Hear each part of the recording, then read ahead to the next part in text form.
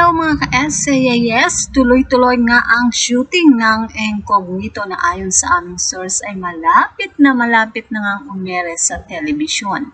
At sa patuloy na shooting nito, kaya pala inspired itong si Daniel sa kanyang first series, action series, ay dahil nga nakatrabaho na niya ang ilan sa mga kasama niya dito sa Incognito.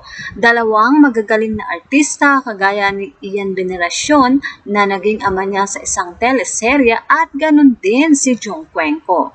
Pagdating sa aktingan, talaga namang mahuhusay ang dalawang ito na naging tatay na nga ni Daniel sa mga nagdaang teleserye at ngayon ay kasama niyang muli sa bagong teleserye na Incognito.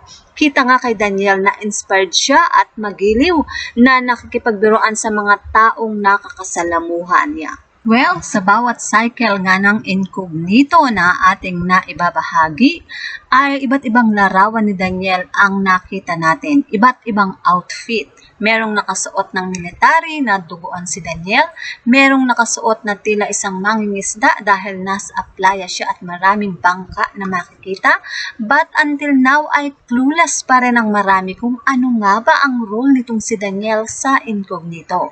Kaya naman, napakarami ang excited at nag-aabang na mapanood na ito para malaman kung ano nga ang kwento ng buhay ng karakter ni Daniel. Samantala, masaya si Daniel at isa na nga siyang ganap na tito at nanganak na nga ng isang malusog na baby boy ang kanyang hipag na si Talia. At syempre masaya din itong si Ma'am Carla na siya nga ay ganap ng lola. At say nga nito, congratulations Nat and Carlito. Hello Claudio, Mama Bear is waiting for you here at home.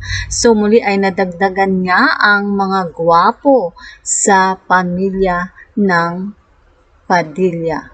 So mga ka-SAAS, yan nga po ang ating balitaan at kung inyong naipikan, put your comment down below at syempre huwag kakalimutang mag-like, share, and subscribe.